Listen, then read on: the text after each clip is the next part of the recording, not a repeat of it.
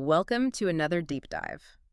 Today, we're peeling back the layers on something incredibly fundamental to being human: time. Mhm. It's our most finite, non-renewable resource, isn't it?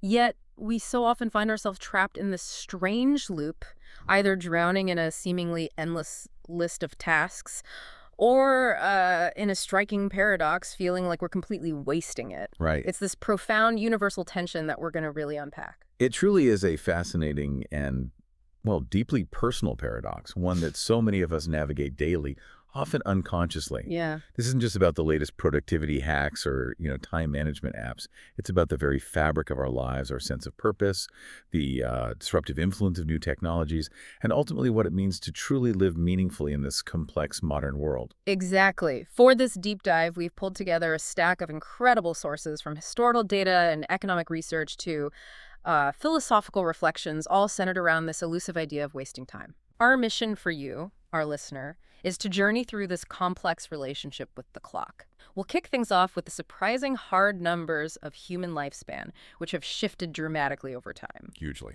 Then we're going to dive headfirst into the modern paradox of busyness and overwhelm, the truly disruptive force of artificial intelligence on our sense of worth, and what it might mean to navigate a future where maybe abundant free time is the norm. Right. That whole scenario. And finally, we'll wrestle with that core question. What does it truly mean to waste time, if such a thing even exists? Our goal is to extract those key insights and surprising facts to help you navigate this incredibly personal yet universally shared relationship with time.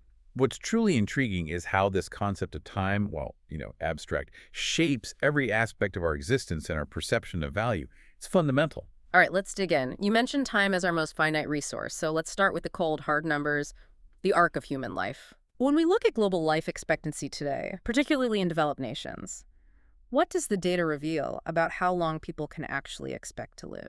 Well, the numbers are quite revealing, especially when you contrast them with historical norms. In many developed countries, life expectancy typically ranges from the upper 70s to the mid-80s. Upper 70s to mid 80s. Wow. Yeah, take the European Union, for instance. Their overall life expectancy in 2023 was approximately 81.5 years. And we see a consistent pattern globally.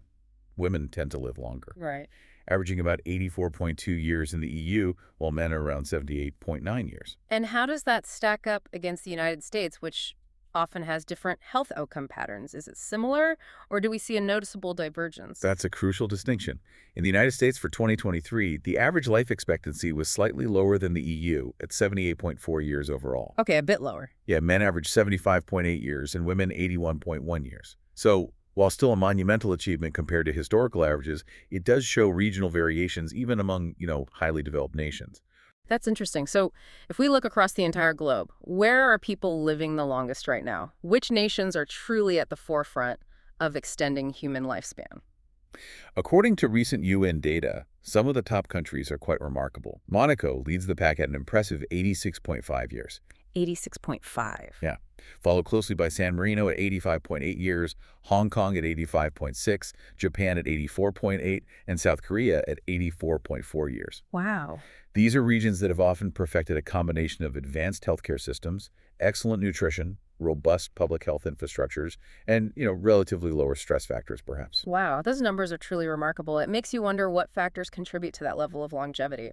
Now, stepping back from the leading nations, what does the overall global average look like when you factor in the entire world population? Does it still stay relatively high? Well, the global average as of 2024-2025 hovers around 73.3 years. 73.3. Okay. However, this single number, while indicative, really masks some very profound regional disparities.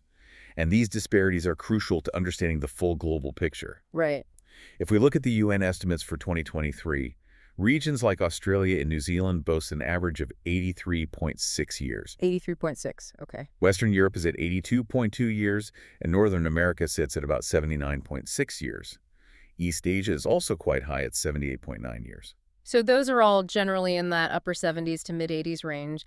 But I imagine there are places where the numbers are starkly different, reflecting ongoing challenges. Absolutely. The gap is truly stark, highlighting vastly different lived experiences across the planet. Yep. While South America sees an average of about 76.2 years and Southern Asia around 71.7 years, we see significant drops elsewhere. Northern Africa averages about 72.0 years. Okay. But it's in sub-Saharan Africa where the numbers are most concerning, with a life expectancy of approximately 62.6 years. 62.6. Wow. Yeah. This isn't merely a statistic.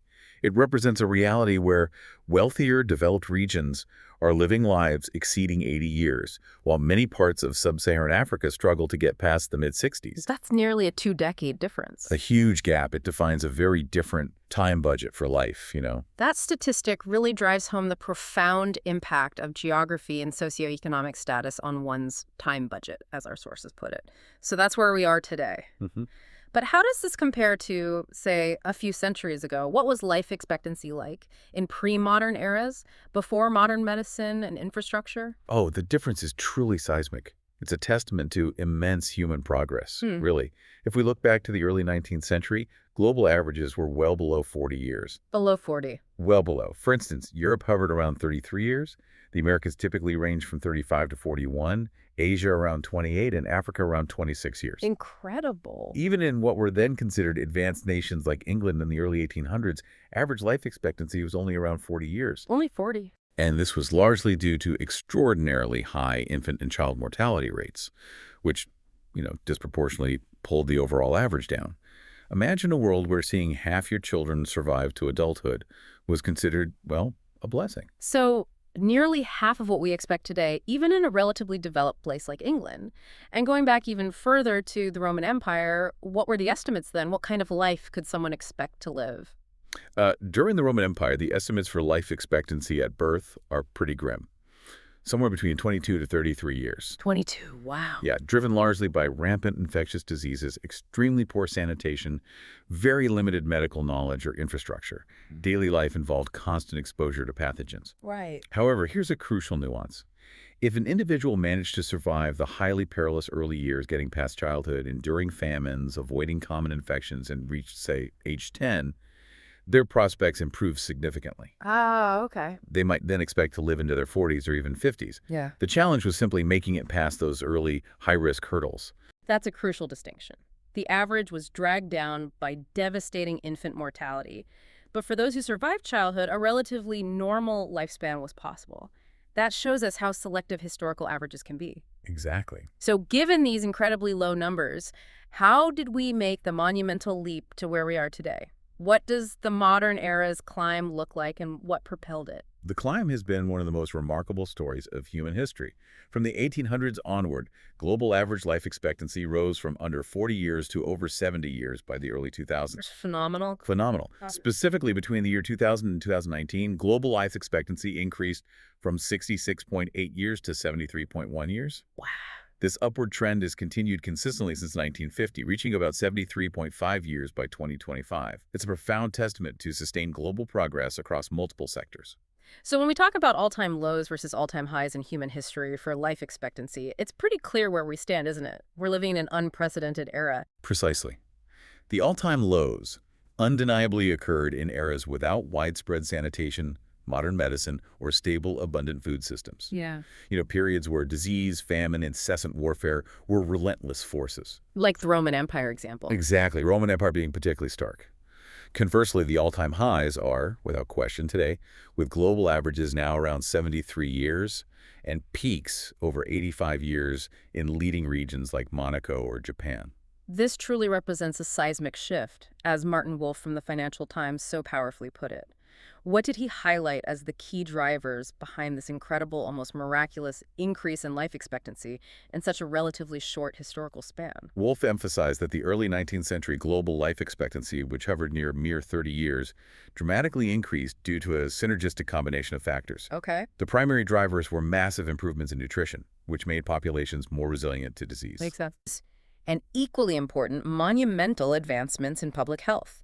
This includes the widespread development and broad adoption of clean water infrastructure and sanitation systems, which fundamentally changed daily life. Basic stuff, but revolutionary. Absolutely. Furthermore, the revolutionary discovery and widespread use of antibiotics, vaccines, and basic medical practices played a transformative role. These advances, as he stated, essentially ended death by infection for vast swaths of humanity, Ended death by infection? fundamentally altering the very nature of human mortality and allowing many to survive beyond childhood. That's a powerful and almost mind-boggling statement. Ended death by infection. It makes you realize just how fragile life was for so much of human history. It really does. So we've gained an incredible quantity of years. That's undeniable progress. But this raises an important question. What about the quality of those years? Right. How do we experience this extended time, especially in our increasingly complex and digitally saturated modern lives?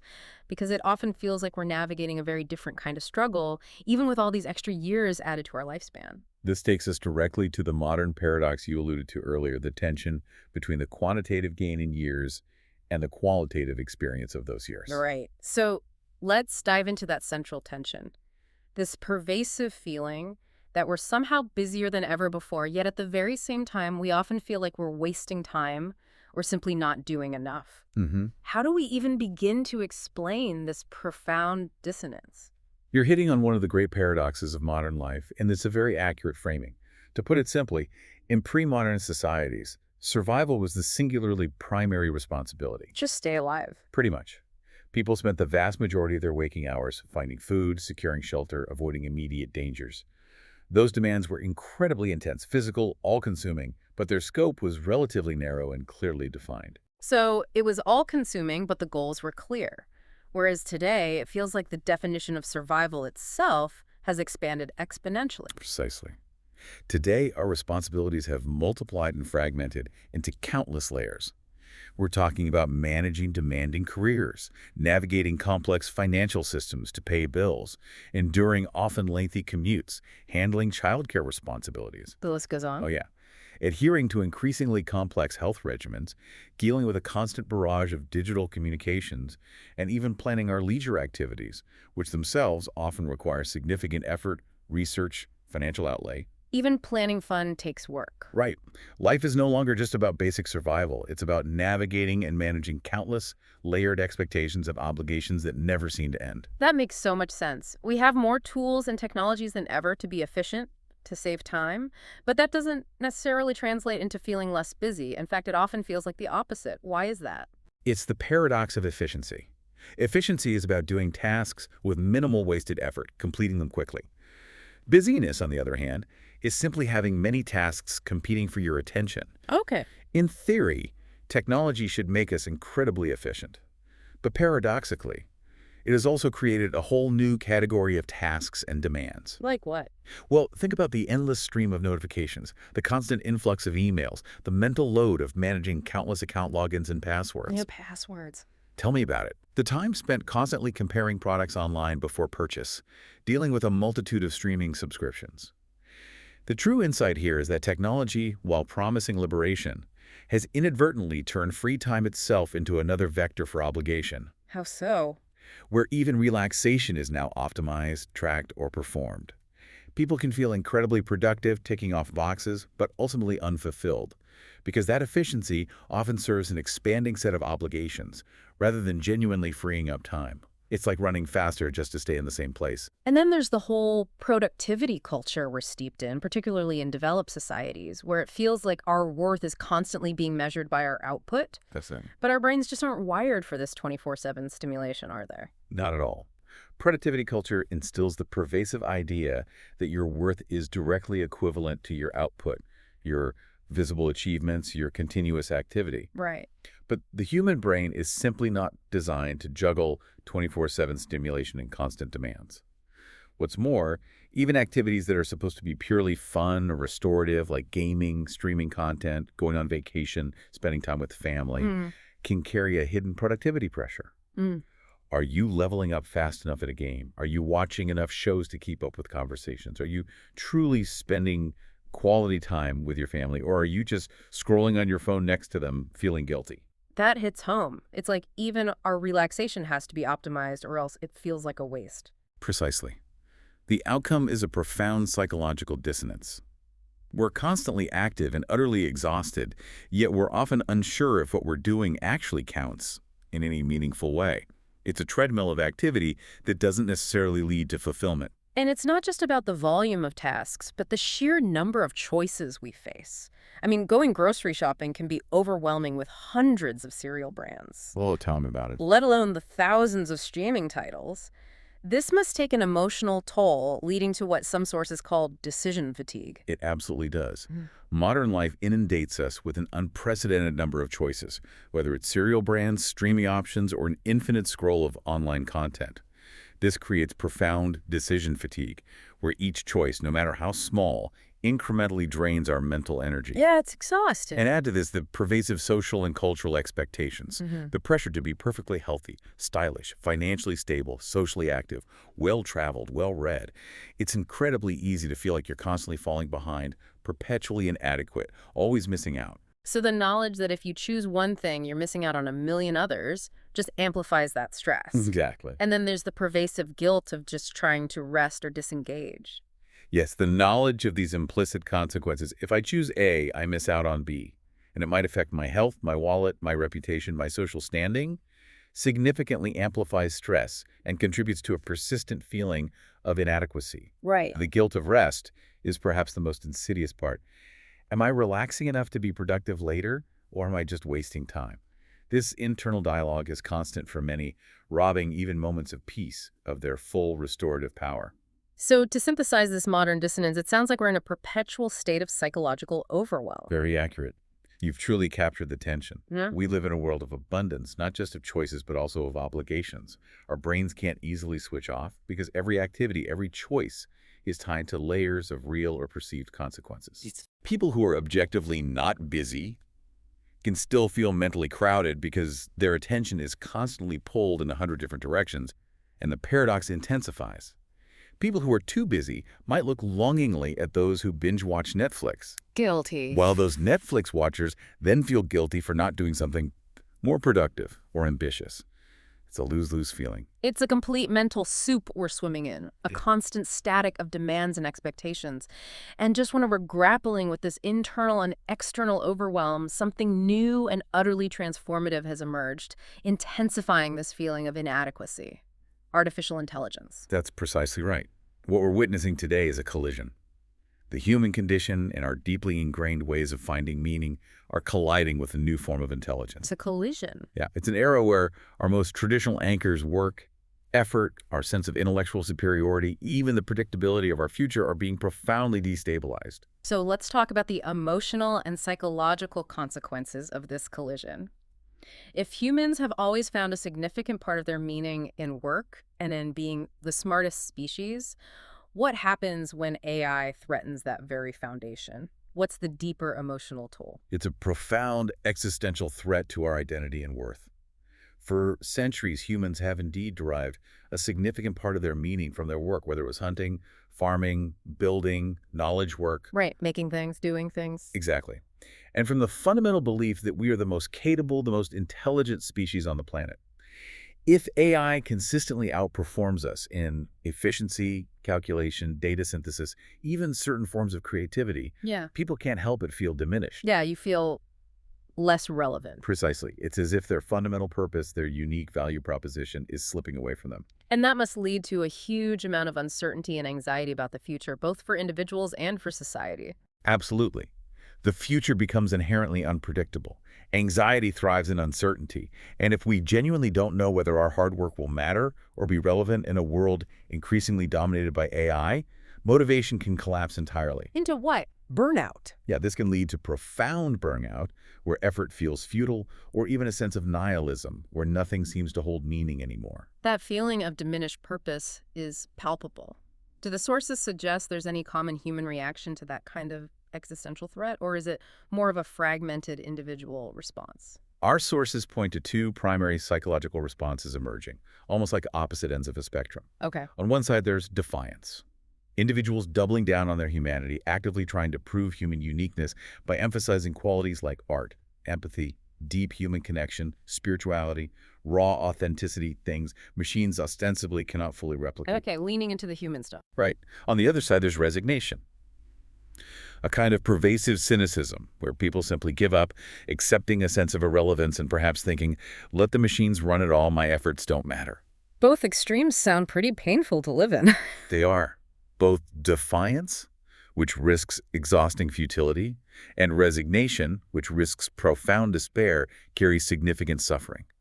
Humanity is caught in the middle of this emotional dissonance, desperately trying to find a new balance and a new definition of worth in a landscape that's rapidly shifting beneath our feet. Now, let's talk about the more concrete economic and structural consequences. This is where your scenario splits into some very real what-ifs, and it's a future many are actively debating. If jobs truly disappear en masse, what would that look like for society? This is scenario A, and it's a sobering prospect that some prominent economists and futurists fear. If AI and robots replace a significant portion of labor, we would face mass unemployment on an unprecedented scale. How big are we talking? Well, if, for instance, half the workforce were displaced, traditional income structures would simply collapse for millions. Vast swaths of the population would lack the purchasing power necessary for even basic goods and services, let alone discretionary spending. Right. This would inevitably lead to extreme wealth concentration, as the ownership of AI and robot infrastructure would likely cluster around a tiny elite, potentially less than 1% of the population. That sounds incredibly bleak, but how exactly does that economic collapse play out? Wouldn't there be some natural adaptation, or are you suggesting a complete systemic breakdown? It suggests a fundamental systemic breakdown unless new mechanisms are put in place. With so many people unable to afford goods and services, we would see a massive demand collapse. Because no one can buy anything. Exactly. Markets would shrink dramatically because who would buy the efficiently produced goods? This would fundamentally destabilize capitalism itself, which relies heavily on widespread consumer spending. And the social fallout. Dire. Mass unemployment combined with extreme inequality would almost certainly lead to widespread social unrest, protests, riots, or in some cases authoritarian crackdowns to maintain what little order remains. It's a cascade effect, not an isolated incident. That does sound pretty dystopian. But there's also a more optimistic model, a scenario where the economy manages to adapt, perhaps even thrive, with AI taking over many tasks. What does that scenario look like? This is scenario B, the optimistic adaptation model. One key solution proposed is universal basic income, or UBI. UBI, right. Heard a lot about that. Yeah. This involved governments or even corporations redistributing wealth generated from automation profits to provide citizens with a base wage, effectively decoupling survival from traditional employment. So you get paid just for existing, basically. In a sense, yes. Ensuring basic needs are met. This would fundamentally redefine jobs, shifting humans towards roles that machines cannot fully replicate. Like the defiance examples earlier. Exactly. Emotional labor, artistic creation, teaching, care work, fostering genuine human connection. The idea here is that humans would still work, but their efforts would be directed towards innately human rather than purely productive endeavors. So we'd still be working, but in different, more human-centric ways. Yeah. And what about the work week itself? Would it remain the same? Not necessarily. In this adapted scenario, we might see significantly shorter work weeks, a sort of work time dividend. A dividend. Interesting. Yeah. Instead of mass unemployment, we could collectively work fewer hours, perhaps 15 or 20 hours a week, enjoying vastly more leisure time while still maintaining sufficient income thanks to the UBI and increased efficiency. Does history back this up? Tech creating new jobs. Well, this has historical precedent. Every major technological leap, from steam power to electricity to computing, has killed some jobs, but also created entirely new industries and job categories. Yeah. The open question, and a critical one, is whether AI will follow that historical pattern or fundamentally break it by creating fewer new jobs than it destroys, necessitating a complete reevaluation of our relationship with work. This all really challenges the traditional human narrative, doesn't it? That deeply ingrained idea that if you work hard, you'll succeed and find purpose. Absolutely. If that's gone, what do we anchor ourselves to? What becomes the new measure of a life well lived? It's a monumental disruption to the traditional myth of progress and self-worth. If work hard no longer reliably leads to success or even purpose, humans desperately need a new narrative of meaning to fill that void. Like what? Our sources suggest possible new anchors. Creativity for its own sake rather than for profit, deep human connection, prioritized over superficial interactions, genuine exploration, whether scientific, philosophical, artistic, Right. and even play. Play. Yeah, play, which includes games, recreation, self-expression, not as a break from work, but as a valuable activity in itself. The very definition of contribution would have to shift. So it really feels like we're at a major fork in the road here, with pretty stark choices for how our society could evolve. We are. There's the dystopian path, where a tiny 1% controls the robots and AI, leading to explosive inequality, disenfranchisement, societal fracture. Grim. Then there's the utopian path, where automation genuinely frees humans from repetitive drudgery. Work becomes optional or radically redefined, and society collectively invests in universal health, abundant leisure, comprehensive education, fostering widespread creativity. So it's a choice, not fate. The critical insight here is that which path we take depends less on the technology itself and more on our collective political will, the cultural narratives we embrace, and how we decide to structure our economic and social lives. It's a societal choice, not just a technological destiny. That's a powerful thought to sit with, making you realize the immense responsibility we have now. So let's imagine that best-case utopian scenario where work truly becomes optional. Okay, let's go there. What does this mean for us as humans? Do we lose our value if we're not producing?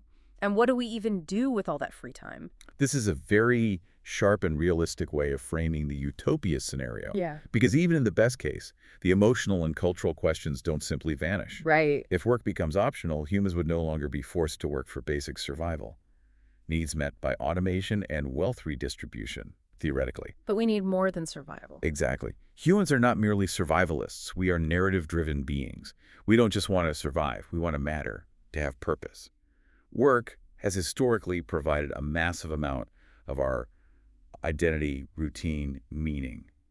Without it, we are truly thrust into a void where we must actively choose and construct our own meaning. That's a heavy thought. So what would we actually do with all that time? Would we just sink into endless entertainment, watch YouTube all day, play video games, consuming dopamine loops? You're right. Many people would undoubtedly gravitate toward easy dopamine loops. YouTube, games, binge-watching TV, endless social media scrolling. This pattern is already happening now. Sure is. It's just compressed into evenings and weekends. With unlimited time, that could certainly expand, becoming the primary mode of existence for many, leading to a kind of, well, pleasant passive decay.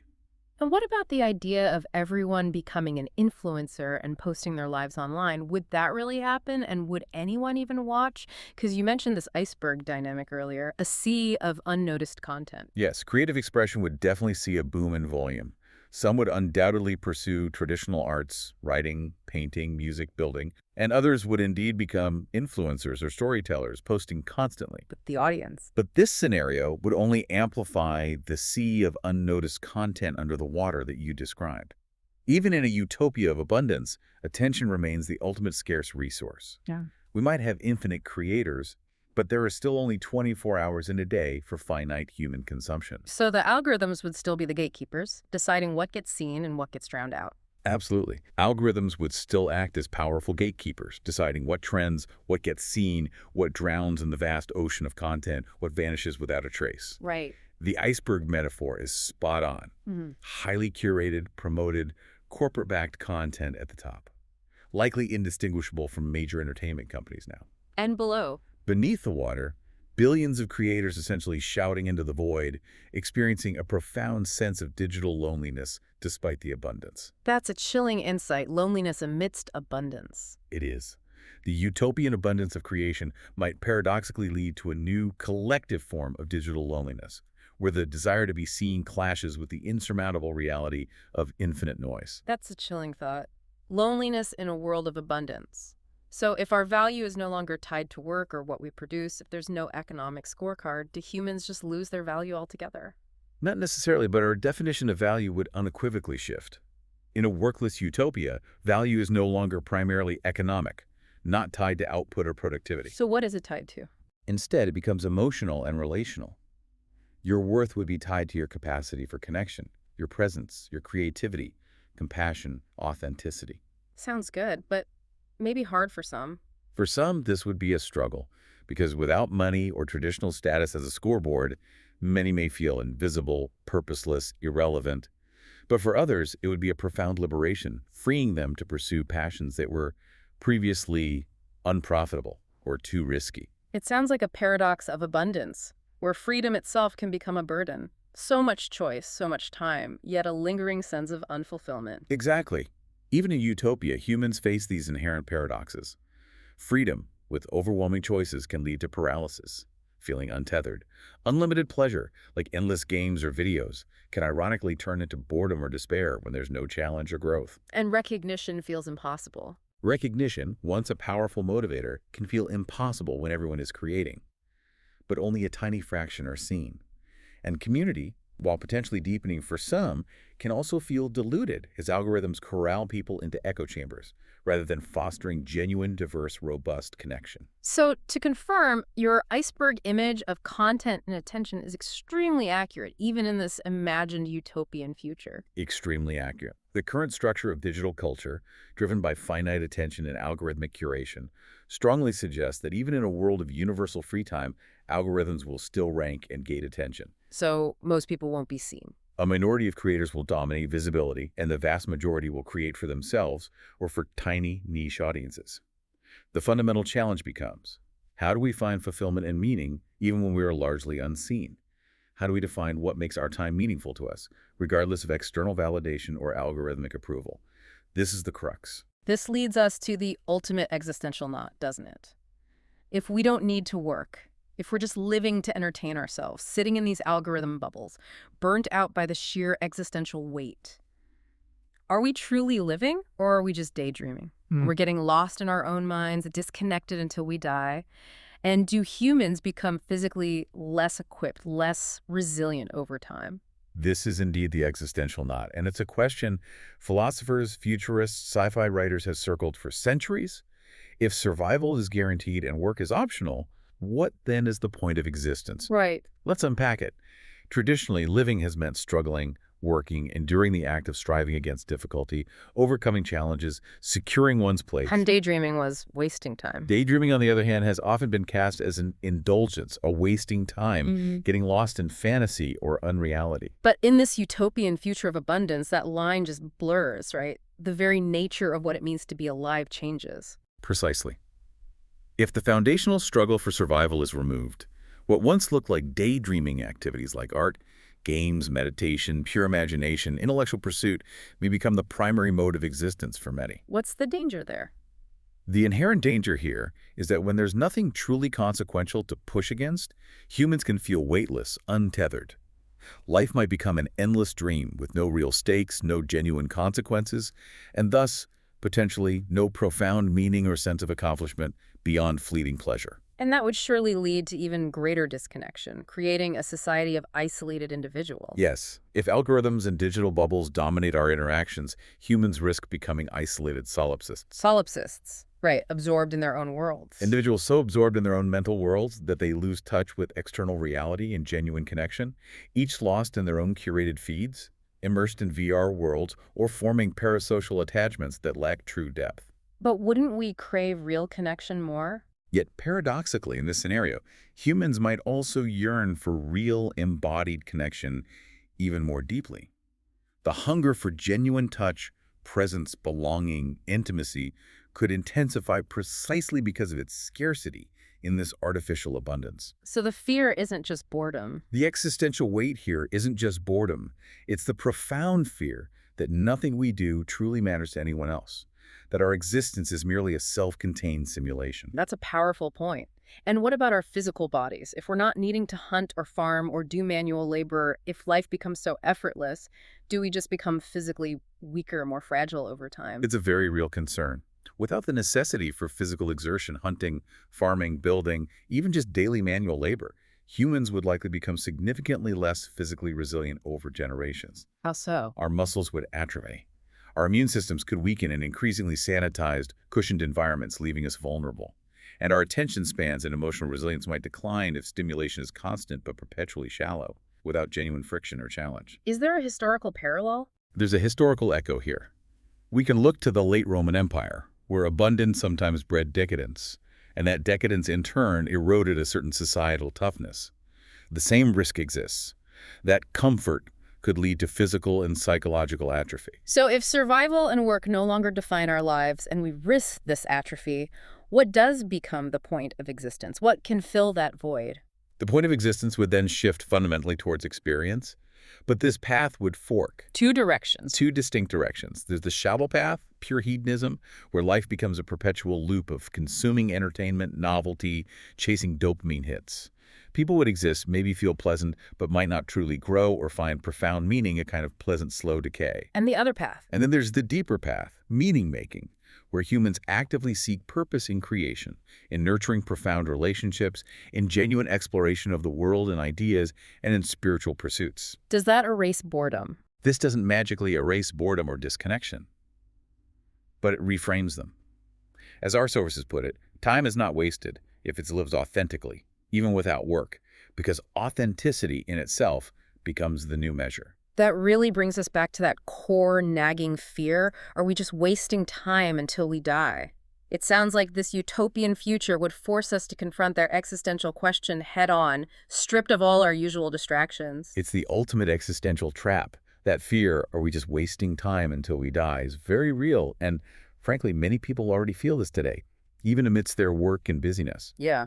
The trap is believing that meaning must be externally assigned by work, status, productivity metrics, societal expectations. If those external frameworks collapse, people panic because they've lost their traditional anchors. So what's the alternative? The alternative, and the profound truth that a utopia would force us to face directly, is that meaning has always been self-made. We project it onto our work, our art, our families, our pursuits. The future simply demands we acknowledge this inherent human capacity to create meaning for ourselves, rather than waiting for it to be given. So do humans become less human in this future, or more so?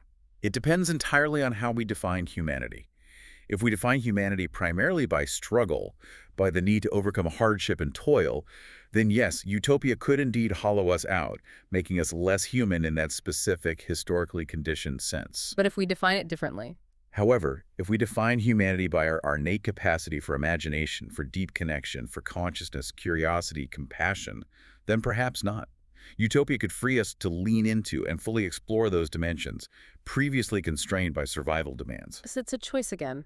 The core question becomes, will we atrophy into docile consumers, perpetually entertained but ultimately unfulfilled, or will we evolve into beings who truly explore depth, once survival and productivity are no longer the primary shackles? It's a fundamental choice we'll have to make, individually and collectively. That's a profound thought to sit with. The point of existence doesn't vanish. It just shifts from to survive and produce to choose and to create. The danger is drifting into those shallow pleasure loops, but the opportunity is discovering entirely new forms of life previously overshadowed by survival. Precisely. Now let's bring this back to our current reality.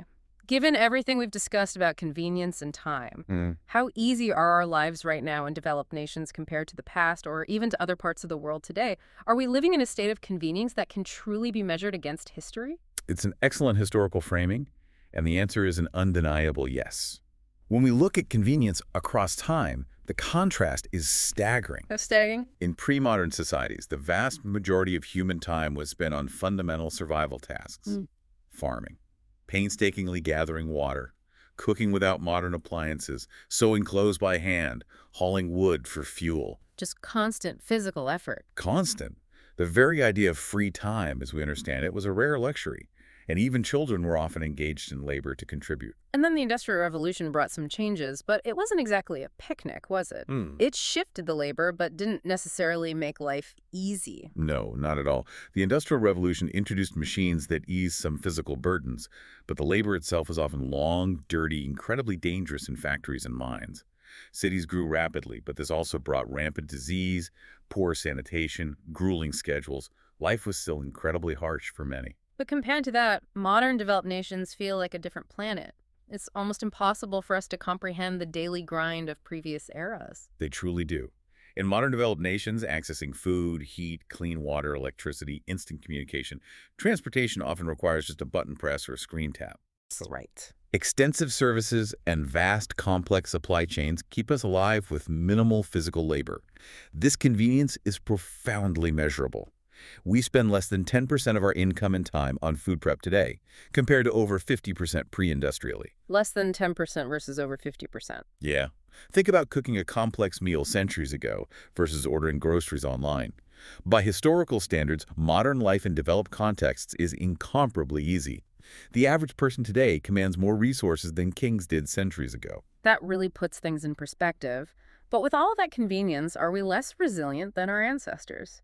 What about physical and psychological resilience? Has comfort made us softer? In terms of physical resilience, the answer is complex. Historically, people were tougher by sheer necessity, walking miles, enduring harsh climates, facing diseases without antibiotics. High infant mortality demanded stoicism. Today, in developed nations, medical systems keep frail individuals alive much longer. Our comfort has undeniably reduced physical toughness. Weaker immune systems, lower pain tolerance, sedentary bodies. Psychologically, it's a trade-off. Less hunger, maybe, but more anxiety, depression, existential stress related to meaning. And for those in underdeveloped nations today, they're still living with some of those historical challenges, aren't they? Their resilience is still forged in a harsher reality. Absolutely. Many still face pervasive water insecurity, food scarcity, unstable electricity, high infant mortality. These populations tend to be physically hardier due to necessity. However, this doesn't mean they are mentally freer. Their struggles are different, more immediately about survival. What about connection? Historically, people lived in very tight-knit communities, but today we have global connectivity. Is that a net positive, or is there a trade-off? Historically, communities were typically small and very tight-knit. Everyone knew everyone. Family ties are crucial for survival, but also intense conformity, less privacy. Right, pros and cons. Exactly. Modern developed world. Global connectivity allows instant connection anywhere. But paradoxically, local, embodied community has declined. Loneliness is rising despite digital connection. And elsewhere? In underdeveloped nations, you often find stronger communal family bonds because people rely more on each other due to weaker infrastructure, less digital alienation, more face-to-face reliance by necessity. So synthesizing all this, what are the overall pros and cons of this modern convenience we experience? It sounds like a mixed bag. It absolutely is. The pros are clear. Significantly longer lives, vastly reduced physical suffering, far more personal freedom, unprecedented opportunity for creativity, education, leisure. Those are huge gains. Huge. However, the cons are also significant. Physical atrophy, profound fragility due to dependence on supply chains, a rise in psychological struggles, meaning crises, loneliness, anxiety, choice overload, and connections can become shallow. So we're incredibly good at keeping humans alive, extending our lifespan, but are we truly living? Because it sounds like many feel purposeless despite all this convenience and extended time. This is perhaps the sharpest critique of modernity and the core paradox. We are undeniably skilled at keeping humans alive. Medicine sustains life. Society ensures survival at levels unimaginable before. Yet many people feel purposeless, profoundly disconnected, overstimulated, yet empty.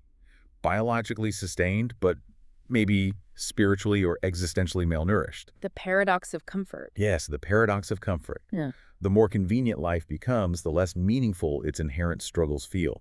And ironically, it was often through struggle that identity, connection, and culture were historically forged, leaving us with a new kind of existential void.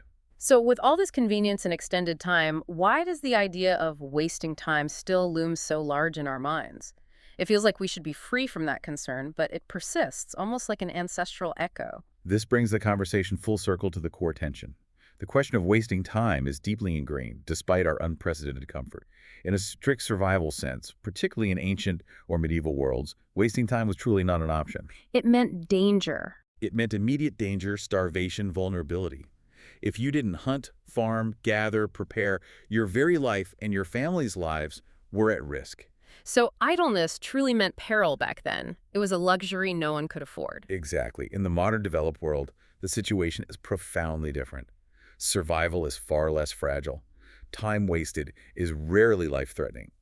Yet emotionally, we still carry the ancestral guilt of idleness. That feeling that you should be doing something. Right. There's an innate, almost primal sense that to sit still, to not be productive is somehow irresponsible or a moral failing. And I think part of that fear comes from knowing our time is finite, doesn't it? That mortality is the ultimate deadline, and every moment wasted feels like a lost opportunity against that clock. That's a huge part of it. We are acutely aware our time here is finite.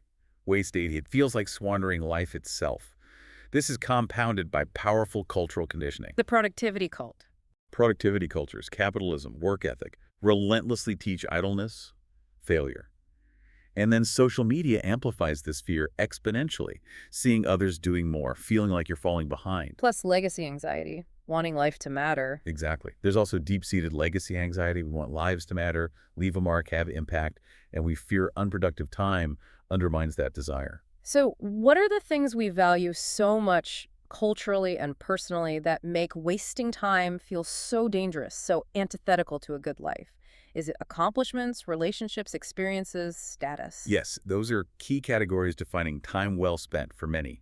Accomplishments, tangible markers of doing something. Relationships, connection, intimacy, love, almost universally valued. Experiences, travel, art, events, learning, create memories, and rich life. And status recognition influence is highly valued too. So, anything outside that gets labeled waste. Anything falling outside these or not directly contributing often gets implicitly or explicitly labeled waste, despite these values being subjective and culturally fluid. That's the crux of it then, isn't it? What isn't wasting time? And who even gets to define what waste truly is? It sounds like it's a moving target. It absolutely is a moving target, constantly defined by perspective. From a purely biological view, anything sustaining health, community, reproduction could be useful. Okay. Culturally, is anything aligning with norms of productivity or virtue work, family, service, art. But personally, and this is key, it's anything genuinely bringing meaning, peace, or joy to you, regardless of external validation. So, who defines waste? Depends who you ask. It truly depends. An employer defines waste as not producing output. Parents might define it as not learning. An artist as not expressing. A philosopher might argue nothing is truly wasted if consciously lived. So, it's not just about the quantity of years we have, that extended life expectancy we talked about, but the quality of the life experience within those years. Exactly. Life expectancy gives us quantity. Medicine and convenience stretch those years, but more years don't automatically guarantee fulfillment. Life experience is about quality. It's time, rich with love, purpose, growth, presence, connection. Meaningful time, even fewer years, can feel incredibly full. This is why people fear wasting time. They sense a long life without meaningful living is existence stretched thin, hollow, not vibrant. So, what's the ultimate existential answer here? Is it okay to waste time? Can we ever truly escape this guilt? Wasting time is at its heart a cultural judgment, not an objective fact. Is it okay? Yes, if that wasting is being present, genuinely resting, deeply enjoying yourself without guilt or pressure. And when is it not okay? No, it is not okay if wasting time means perpetually neglecting what you truly care about, procrastinating on core values, or falling into self-destructive patterns. So, only I can define it for myself. Ultimately, only you can. Cultures shift, metrics change, but the felt truth of what matters to you is the only real anchor. Why the fear? Because death is the horizon. Time is a currency we can't save. Every second wasted feels irreversibly lost. This deep fear often prevents us from truly living. That's the profound paradox, then. The very fear of wasting time can prevent us from genuinely living, from relaxing, from wandering, from daydreaming, the very activities that are often labeled waste, but can actually yield the deepest meaning, insights, and joy. Precisely. The act of wasting time is a cultural and personal judgment. It arises from that tension between finite lifespan quantity and our yearning for meaningful living quality. What counts as waste is ultimately defined not by algorithms or employers, but by whether that time aligns with your values and genuinely brings life to your years, not just years to your life. The challenge is to redefine waste into conscious choice. So if wasting time is this subjective and emotionally loaded concept, how do we cope with it in a world that's constantly pushing for more, for efficiency, for visible productivity? Yeah, how do we navigate that? Is the instinct to just do busy work accurate? Because that often just seems to amplify the feeling of overwhelm. But on the other hand, delving too deep into self-care might lead to inertia and reduce our resilience. It feels like there's a delicate balance that's different for everyone. How do we navigate this? You've distilled the paradox into its sharpest form. Wasting time feels both threatening and necessary. A tension between survival instincts, culture, self-care, authenticity. Coping is less about solving it, more about learning to dance with it, find a dynamic equilibrium. So that busy work instinct. There's a busy work instinct, for sure. Doing something, anything, calms the immediate fear of idleness. But too much fake productivity, as you said, only feeds the overwhelm. And the self-care instinct, just retreating into comfort, perhaps, is that equally problematic if taken to an extreme? Exactly. The self-care instinct tells us to retreat into rest, leisure, comfort. But taken too far, this can become inertia, stagnation, making life feel unfulfilling. And we're judged constantly. The challenge is navigating constant cultural dissonance. Judged by productivity norms, even if our values don't align, breeds guilt, anxiety, plus cognitive biases. Misjudging what nourishes versus depletes scrolling social media feels relaxing, but might drain energy long term. So no universal formula, but navigational tools exist. So it's not a fixed point, but more like a pendulum, always in motion, always seeking balance. That's a perfect analogy. Think pendulum, not fixed point. Too much activity leads to burnout. Too much rest without purpose leads to inertia, feeling stuck. So balance is oscillation. Balance is oscillation. Movement between effort and ease, production and reflection, social activity and solitude. And critically, this balance is deeply personal, changes throughout life. What are some of those navigational anchors we can use to find that personal dynamic balance and move away from the cycle of guilt and overwhelm? One key anchor is self-regulation through reflection. Cultivating acute awareness of when wasting time is genuinely nourishing, joyful rest, creative wandering, presence, versus when it's numbing doom-scrolling avoidance. How do we do that reflection? Reflection can be structured. Journaling, therapy, meditation, anything helping externalize and understand those internal loops. So really understanding what's going on inside, the true purpose behind our actions or inactions, what else can guide us? Another crucial anchor is using your values as a compass. Consciously identify personal measures of meaningful time relationships, creativity, service, adventure, learning. And when culture clashes? When cultural standards clash, hold that tension. Ask, what truly matters to me here now, even if others don't see it? Provides an internal guidepost. And what if your immediate environment, your friends, your workplace, relentlessly glorifies busyness and external metrics of success? How do you cope with that pervasive pressure? That's where community mirrors come in. Actively seek healthy cultures, communities normalizing rest, play, imperfection, broader value definitions. Yeah. If your environment only glorifies efficiency, find or create subcultures honoring depth, slowness, authenticity. Okay. And being authentic. Finally, there's authenticity with discretion. The world may not handle your full internal complexity.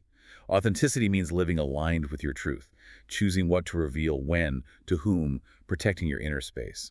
So how do we normalize wasting time in a world that's constantly pushing for more efficiency and visible output, especially without falling into the trap of performing our rest or enabling negative behaviors? A powerful tool is reframing.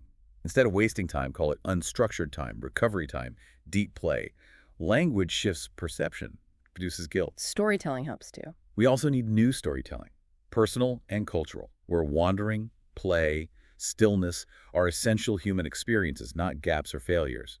And setting boundaries with tech algorithms. Carve out time not optimized by external systems. Talk without agenda, create without posting. And this idea of non-performance is key too. Your nap isn't a productivity hack. Your walk isn't content for social media. Exactly. Rest doesn't need to be broadcast or justified by future productivity. A nap isn't a hack. A conversation isn't content. Reclaim moments for their own sake. But what about guardrails against negative stuff? And you're right about guardrails. Distinguish, is this waste restorative joy, curiosity, connection, or destructive compulsion, avoidance, self-harm? Normalization is about legitimizing healthy idleness, not carte blanche for corrosive behaviors. So it's really a constant practice then, a continuous negotiation with ourselves and the world. No easy one-size-fits-all answers. Precisely. Ultimately, it is a constant practice of self-reflection and adjustment. Guilt won't vanish entirely. Mortality looms. Finite time awareness is primal. But soften it by reframing waste as part of the natural rhythm of being alive. So the goal isn't mastering time. The goal isn't mastering time or optimizing every second, but learning to live in time without being consumed by it. Transform waste into presence and authentic choice. Choosing to waste time well might just be one of the most radical, fulfilling acts today. That's a beautiful and profound way to put it, which leads me to our final question for this deep dive, is thinking about wasting time itself. Wasting time. Good question. What are the benefits and potential downsides of even engaging in this kind of deep reflection? That's a great self-aware question, and ironically, it perfectly encapsulates the very paradox we've been unpacking for you. If you define wasting time as not producing something tangible or immediately externally valued, then yes, this kind of deep philosophical reflection can certainly look like waste from that external perspective. But I imagine from an internal perspective, for our personal growth and peace of mind, it's quite different. It sounds like an investment. Indeed. If you define value as gaining clarity, cultivating perspective, achieving genuine alignment with your life and values, then no, this is actually one of the most important and vital uses of time imaginable. But there's a caveat. The crucial caveat is Reflection itself isn't waste, but over-reflection, getting stuck in rumination loops, analyzing without reaching peace or action, can feel wasteful if it never translates into deeper understanding, resolve, or actual change. So, what are the real tangible benefits of taking this time to think about something as abstract and anxiety-provoking as wasting time? Why is this deep dive itself valuable? The benefits are substantial. First, profound self-awareness, reducing guilt and anxiety about not doing enough. Second, reframing, giving you language to redefine waste, stripping its sting. Okay. Third, alignment, helping identify what's genuinely meaningful to you, not just cultural scripts.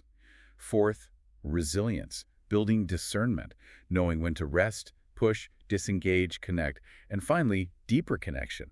Exploring these questions with others leads to more authentic conversations. Are there any cons to thinking about this too much? Can you get too caught up in the meta-analysis and the worry about wasting time while thinking about wasting time? You absolutely can. That's a genuine risk. One con is overthinking, leading to paralysis. There's also meta-waste anxiety. Worrying about wasting time, thinking about wasting time doubles the stress. Well, Another risk is disconnection from action. Reflection without embodiment traps you in mental soup. And finally, cultural mismatch. Deep reflection might isolate you from more surface-level living.